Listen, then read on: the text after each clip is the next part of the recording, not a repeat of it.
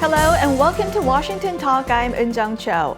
North Korean leader Kim Jong-un and Russian President Vladimir Putin held a summit in eastern Russia and discussed the war in Ukraine and North Korea's satellite program. Today we discuss realistic and effective ways to put pressure on both North Korea and Russia.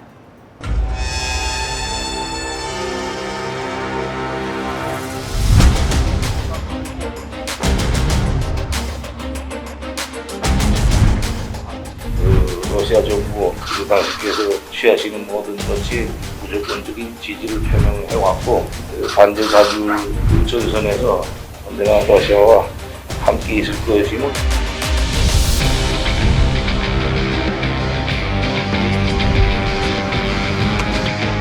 We would watch very closely and be concerned and will not hesitate to impose sanctions if and when it's appropriate. 스스로 고립과 퇴보를 자초하는 불법 무도한 행위를 중단하고 안보리 결의 등 국제 규범을 준수할 것입니다.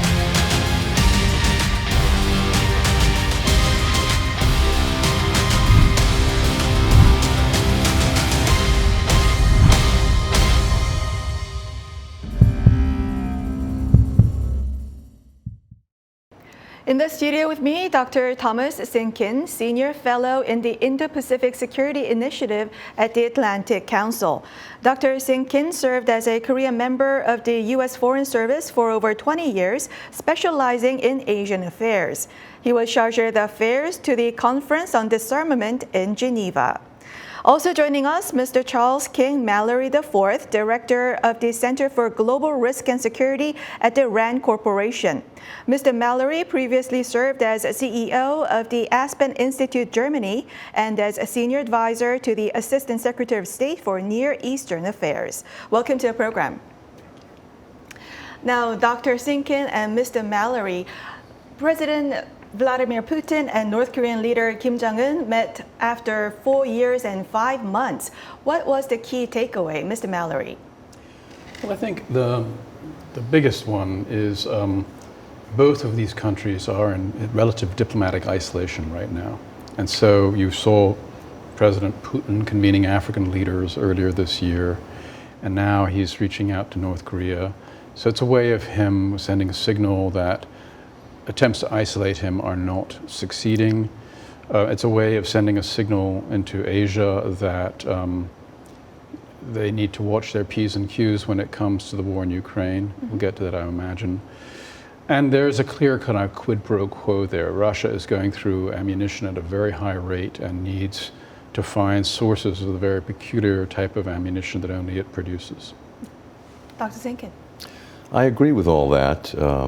I think that in addition, I would add that the two countries, in addition to being isolated, are trying to challenge the global order, trying to challenge the U.S. dominance of the global order as well. Mm-hmm. And if they had just wanted to do a secret deal mm-hmm. for armaments, they probably wouldn't have done it in public with all the blare and glare of publicity that they got. Mm-hmm. I think that they wanted to show that diplomatically they're making sort of a breakout. Mm-hmm. And particularly from Kim's perspective, where he just saw this fabulously successful trilateral Camp David summit. And I think he wants to show he's still a player. Right. He's still a force to be reckoned with. Mm-hmm. And so, having his own big meeting in a dramatic fashion, I think sort of suited him diplomatically as well. Mm-hmm. Now, Mr. Mallory, meeting with Belarusian President Alexander Lukashenko, Putin said Russia would not violate any agreement concerning Korea and seek to improve ties with North Korea within the framework of international law. Is this possible? Well, I think that's precisely why I focused on the satellite technology. If they were going to give them satellite technology, that doesn't mean they're violating any of the missile control regime provisions. They're not violating any of the sanctions relating to nuclear weapons. So I see that as a viable way for the Russians to cooperate with North Korea without getting in trouble with the United Nations and not observing sanctions. And Mr. Mallory, when Russia and North Korea didn't officially release summit results, how can the United States impose costs on North Korea and Russia? National Security Advisor Jake Sullivan said that if North Korea supplies weapons to Russia, North Korea will have to pay a price for that. How can United States make North Korea pay differently from in the past? Well, I think there are a number of options, both direct and indirect. In the direct sense, we have examples of seizures of North Korean assets held overseas. The famous or perhaps notorious Banco Delta Asia case comes to mind. In the recent Ukraine war, a precedent has been set by the seizure of central bank deposits held overseas. We have, on occasion in the past, found covert branches of North Korean state-owned banks, so that could be done.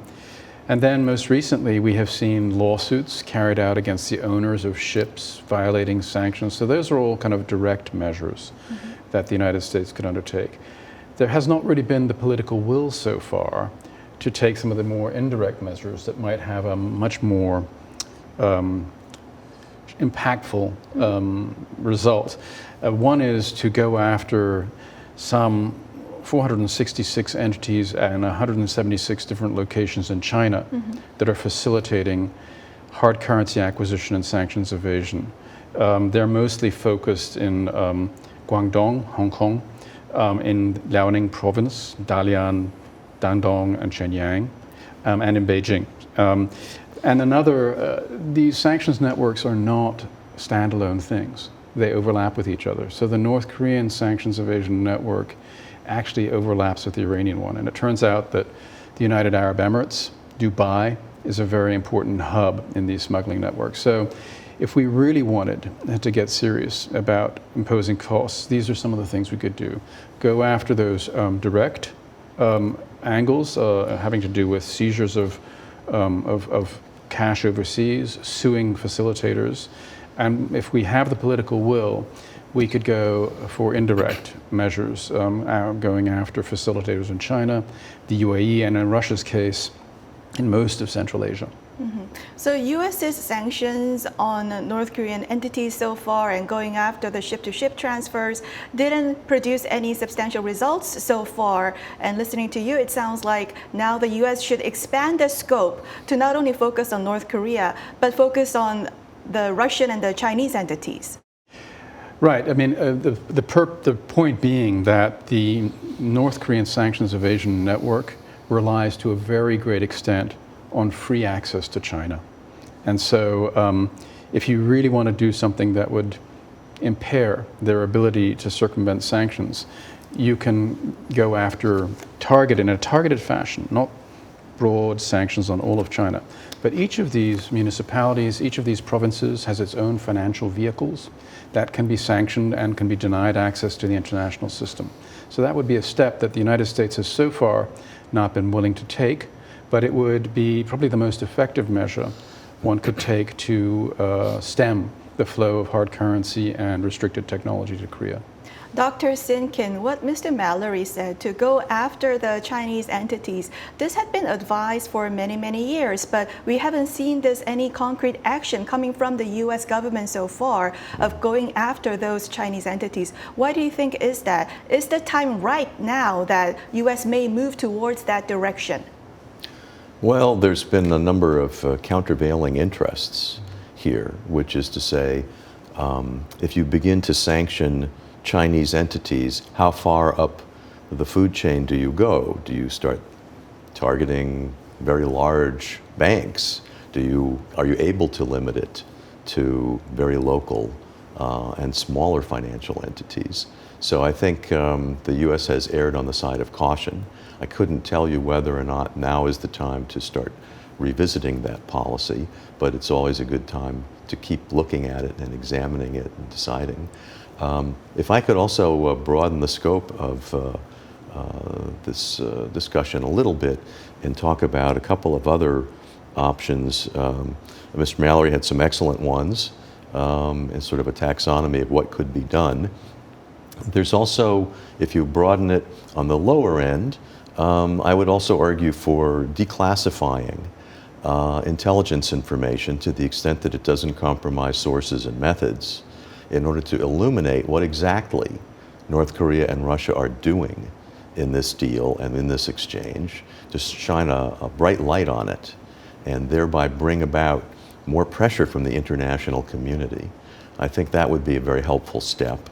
And if you go up the escalatory ladder, and I'm not advocating it, but just pointing out that it is an option, there's also the question of, as some have argued for years, of having influence and information campaigns executed against North Korea in order to destabilize the regime, and a higher emphasis in that regard for the human rights and pushing the human rights question on North Korea.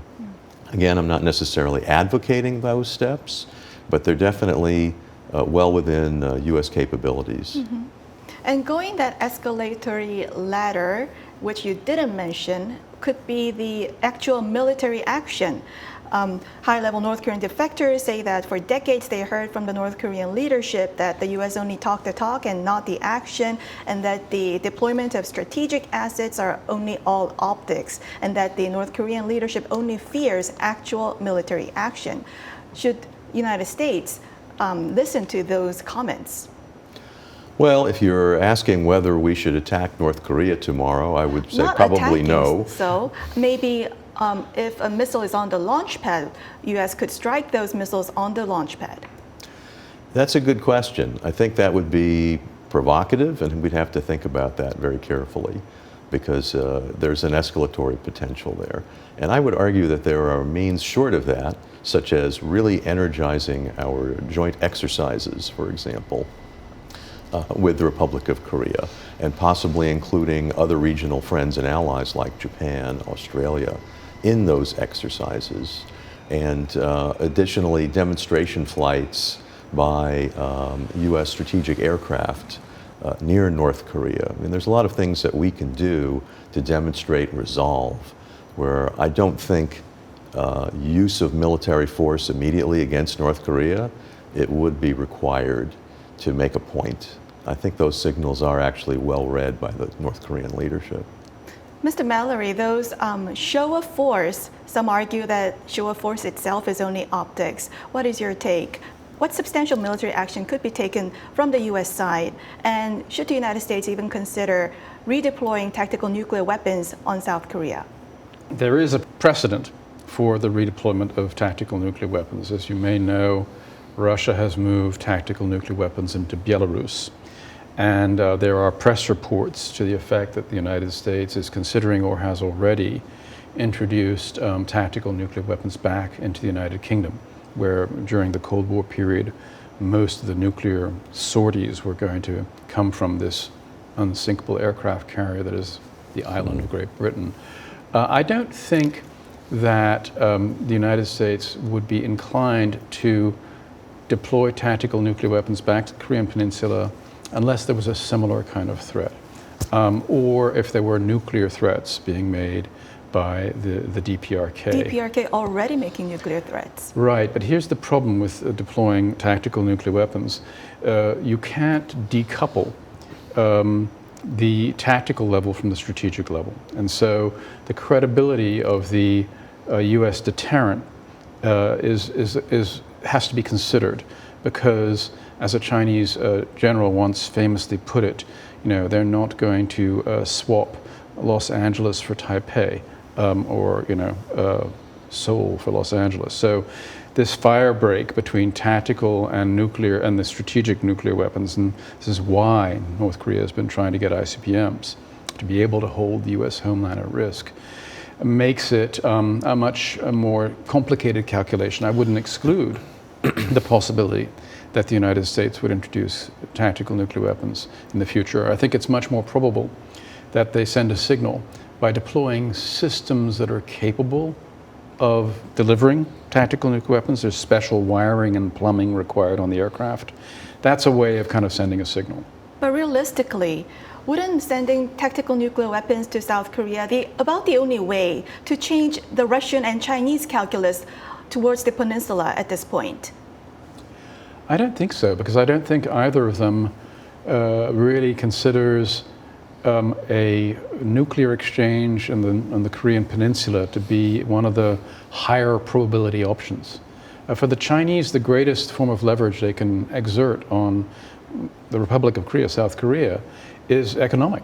25%, a quarter of the ROK's exports go to the Chinese market. And we saw with the Lotte incident, after they provided real estate for the deployment of the THAAD counter-missile system, how effective that can be when the Chinese government take economic countermeasures, economic coercion. But if there's nuclear weapons on South Korean soil, South Korea can strike China and Russia in minutes. Well, usually there's a dual key arrangement. So I think that South Korea would have to have its own nuclear weapons to be able to do that.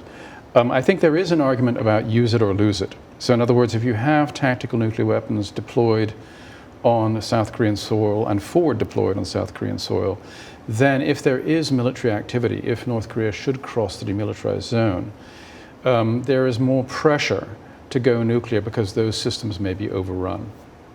Now, Dr. Cynkin, North Korea has had heavy economic reliance on China, and now that North Korea is emphasizing its relations with Russia, is it signaling that North Korea will now focus on building up its nuclear force with the cooperation of Russia rather than seeking economic aid from China? Well, it's a good question. I think if we look back towards the Cold War era, North Korea was quite successful in playing off Russia against China in order to balance their influence in North Korea and to get more goods out of them, so to speak. So to get to your question on the nuclear level, I mean, it's kind of an unholy alliance, isn't it, between North Korea and Russia that we're seeing. But it's to use another hackneyed phrase, a marriage of convenience. You know, Russia wants to get artillery shells and rockets because its supplies are being depleted, even though the North Korean ones that North Korea could supply are rather old and inaccurate. It's kind of still fits into what Russia's been doing. It hasn't been pinpoint military accuracy they've been going for, more of a terror campaign against civilian infrastructure. And North Korean armament can be helpful to them in that regard, just as Kim has been desirous, as Mr. Mallory pointed out, of getting certain technologies to help with his satellite program, or maybe beyond that, we don't know. I think there are different opinions whether China will join that North Korea-Russia coalition or not. That debate is here in America, and people are closely watching because it has huge implications. Will China really join in that coalition? There are different classes of membership. I think China has actually already joined the coalition because of the increased exports. We know that drone parts and drones are being supplied by China. So China is effectively providing economic aid to Russia in this conflict. And so there are several more steps that China could take in that effort, classes of membership, before it gets to the level where, we would consider this really a serious matter. But what this is really about is the conflict is broadening geographically. China is already being included. We have North Korea being included. Because a lot of the sanctioned materials that Russia requires to rebuild its arsenal are going through Central Asian countries, Central Asia is actually included. It's because we've had tactical nuclear weapons brought into Belarus and tactical nuclear weapons coming into the UK. So the scope of this conflict, the geographic scope, is broadening, and that is a really serious matter. Mm-hmm. And Dr. Cynkin, South Korea has really tried hard not to provide lethal aid to Ukraine so far, but Russia so boldly seeking such deep cooperation with North Korea at this point. What is the card for South Korea? Should South Korea now consider providing lethal aid to Ukraine? Well, it's an excellent question. I think that South Korea is already doing a lot. It may not be appreciated because it hasn't been so widely publicized, but nevertheless, it's highly significant. And so the question about whether the Republic of Korea should sell directly to Ukraine or not. It might be a little more efficient, but I'm not sure that it's really terribly necessary at this point, you see. And South Korea is, of course, providing a lot of non-lethal assistance. It could make a point, though. It could make a point to Russia because Russia is being so explicit with North Korea. South Korea can make a point by explicitly sending lethal aid to Ukraine. Ms. Cho, I think that that's an excellent point. I think that there probably are people in Seoul who are going through these calculations right now. You know, the government of the ROK has been very careful not to provide cause for a broadening of the conflict to include North Korea, and now that has happened. So the restraint that the ROK has exercised so far doesn't need to really continue.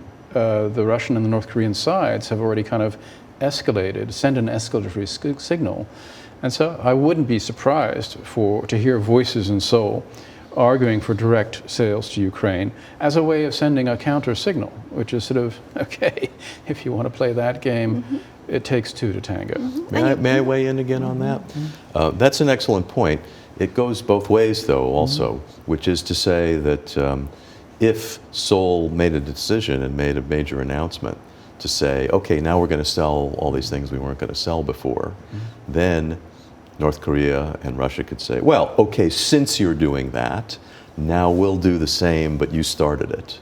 So that's what we get back to this question of, you know, I guess it's chicken and egg, but since we know that this is already starting to highlight it through, you know, taking declassified intelligence, showing it's going on, and determining at that point, and then, you know, Seoul would have to make the decision, this is already sufficient, at a sufficient level that we're going to go ahead. But I think they'd be careful, or should be, about being the first to sort of like trigger this, or be seen to trigger it. And Mr. Mallory, you said that China is already in that coalition. It's just a matter of membership. And if China decides to upgrade its membership to a higher level, then it is an even higher danger to South Korea, in which case should South Korea think of more decisive actions of supporting Taiwan more explicitly and even pursue indigenous nuclear armament to make a point to both China and Russia? Yeah, I think that if China were to increase its level of assistance, one of the first things the US government would do is confer with the government of the ROK about how can we respond jointly to this. One of the things that has come up in the past is the degree of flexibility that US troops on the Korean Peninsula enjoy when it comes to a potential Taiwan contingency. So short of diplomatically recognizing Taiwan, one thing the ROK might do is grant the United States more flexibility to move its troops that are stationed on the Korean Peninsula southwards should something happen in Taiwan. So that's one way the government of the ROK could send a signal without kind of boiling over the pot when it comes to recognizing Taiwan. When it comes to tactical nuclear weapons or nuclear weapons program of your own, actually one of the most dangerous moments is when you are in the process of developing or building out your own nuclear arsenal, because that is your point of maximum vulnerability, when it is at the greatest advantage to a hostile neighbor, such as North Korea, to carry out a preemptive first strike. So unless the government of the ROK loses complete confidence in the United States and the United States extended deterrent nuclear umbrella, I would suggest it's a very risky and dangerous move. USFK flexibility, would that be a good signal to North Korea? I think it would be more than anything else a signal to China. It might be, I think what worries the ROK government is that if these troops are potentially available for use in Taiwan, in a Taiwan contingency, that might weaken their deterrent effect against North Korea. So in that respect, potentially yes, flexibility is a good thing for North Korea, and that's why I think this has encountered some resistance in the past in the ROK. Well, we'll continue our discussion next time. Dr. Cynkin, Mr. Mallory, thank you very much for joining us. Thank you. Thank you. And thank you for watching. We'll be back here next week with U.S. experts to discuss the two Koreas and the region right here from Washington.